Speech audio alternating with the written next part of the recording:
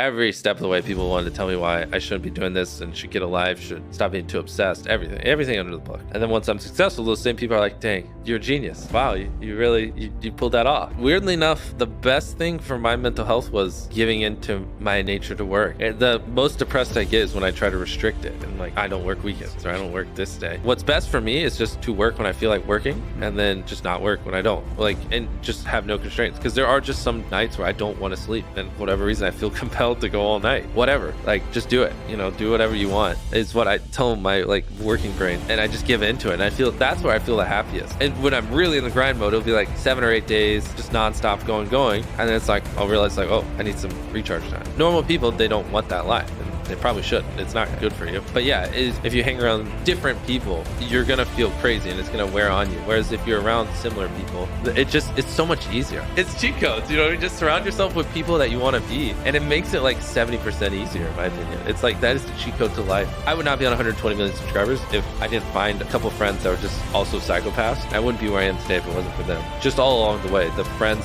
that I hung out with had such a dramatic impact on where I am. Like I'd probably have 80 million less subscribers if I wasn't so strategic about hanging out with people that I add value to and they also add value to me. You envision a world where you're trying to be great at something and it's just like you mess up, you learn from your mistake, you mess up, you learn from your mistake. You in 2 years, might have learned from 20 mistakes. Or if you have like 4 other people who are also messing up, and when they learn from their mistake, they teach you what they learned. You 2 years down the road have learned like 5 times more of the amount of stuff. So it just like helps you grow exponentially way quicker. When I was a teenager, I just, I couldn't relate to many people, and I just thought it was like a freak of nature because no one was obsessed with building businesses or any of this kind of stuff. Back then, that advice would have been helpful. Maybe not that particularly, but just knowing that it's not that you're a freak of nature, you just haven't found people that have the same interest. All along the way, people gave me so much advice on why I shouldn't be doing it, why I'm crazy. Every step of the way, people wanted to tell me why I shouldn't be doing this and should get a life, should stop being too obsessed, everything under the book. And then once I'm successful, those same people are like, dang, you're a genius. Wow, you pulled that off. So right now we have our snack brand, Feastables. We have a restaurant chain, Beast Burger. And then we have the Reacts channel, the gaming channel, the main channel. And then we have my charity, which also has a channel. Like an optimal day for me would be going down the 8 companies and just whatever their 2 to 3 biggest pain points or things they need from me and just doing those. It doesn't get more optimal than that. If I clear the bottleneck for all my companies, then that's a perfect day. I'm 24. It's funny because 6 years ago, I had to raise my hand to go use the bathroom. And now I'm in charge of hundreds of people and entertain hundreds of millions of people. It is crazy just how quick it comes up. And younger first-time business owners, you gotta just experiment, to be honest. And for us, like, it's just a new space. No one had really ever scaled up a 100-person team to make content on YouTube. I hired one person from Disney at one point to come in and help. And obviously that was a dumb idea looking back on it. But, I thought, oh, they make great stuff people want to watch. And they come over here and help me build a team. And, they build it more the traditional way and not like how it should be online. And so then it's like, okay, now I'm not trying to trash people. Like, they all tried their best. But then I hire this one person who does this different type of media and runs a 100-person team. And then you come in here and they try to build it that way, and they don't really listen to you or value or see the difference. And I tried basically building this company with like 4 or 5 different people who worked in different veins of media, and every single time they just don't get it, and they don't understand my world. And the eventual solution was just like to roll up my sleeves and do it myself. Just like, no one's ever done this, and like no one's gonna just give us a golden carrot and tell us how to build this company. We got to figure it out ourselves. And so for me, that was a big part of like, stop trying to have someone build this company for me and just do it myself, because it's scary. Like, I spent my whole life studying YouTube videos of virality, not business building. And that's where things really start to click, and we got the exponential growth. We started getting the right people and training them the right way, and just throwing conventional stuff out the door and focusing on what's actually practical for YouTube, which is completely different than traditional media. This is the first time where content can actually go viral on every single platform, and you don't have to write or film a video for Facebook, film a 12-minute video for YouTube,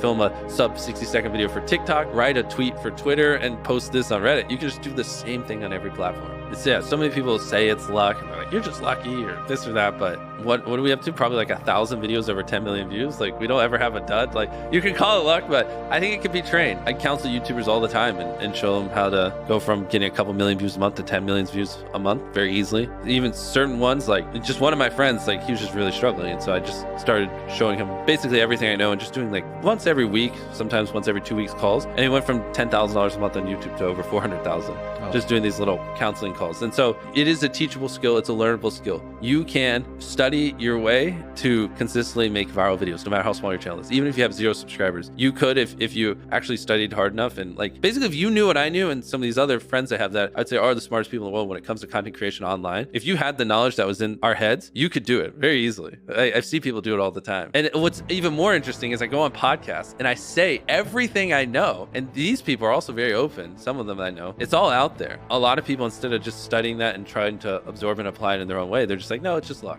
A lot of creators also just don't make good enough content, content that's worthy of getting 10 million views. My first 500 videos didn't deserve to get 1 million views. Like, there's a reason they did. They're terrible. But at the time I thought they did. I thought those videos deserved 1 million views, and I thought the algorithm hated me. But I watch them back now and I can tell you exactly why. The videos were just horrible. You know what I mean? Every 6 months, you should look back and hate your videos, or at least see things you could improve and be like, oh, I could have done this better, that better. If not, then you're not learning quick enough. When I'm looking at the camera, I don't see a camera. I'm in a haze picturing what the viewer is seeing when they watch it. If that makes sense. I'm fully thinking about the person just sitting, watching it. I can perfectly picture what I'm filming by just looking at the camera and then putting myself through the lens of the camera while making content. That's something that didn't at the start come natural to me, but in the last probably like 5 years, it's happened. And so I would say it's one of my greatest strengths, but I don't know how I developed it. But anytime I'm filming anything, like it's almost like right side of my brain, I can just look at it and I see exactly what I'm filming and I can just picture it. Probably every other day I go on a walk and I just call random people. I'll just say, teach me something. You just have to have a never-ending thirst for learning. That's very imperative, especially if you want to get on top and then stay on top. The only way to do it is just to constantly be learning. Or someone who is learning is just gonna,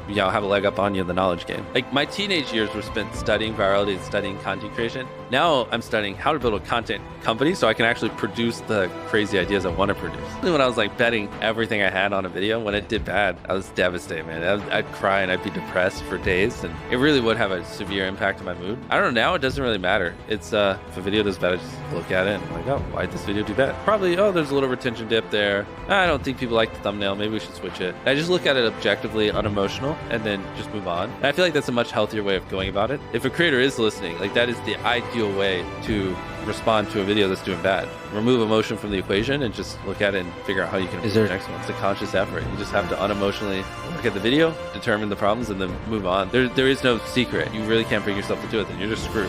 Honestly, maybe you're not meant for this game. You have to unemotionally be able to look at videos that flop and figure it out. And not every video can be a 1 out of 10. And so when a video does bad, that just stress and depression, it's just going to eventually get to you in the long run. Once you get over the fear that you're just going to wake up one day and be irrelevant, and you just accept that, like, you believe in yourself, you believe in your content, and that you can continue to be relevant, it's a little bit easier to detach yourself, I guess. And it's a much healthier place to be. You can't do this for 10 years if every little thing just causes these huge emotional reactions.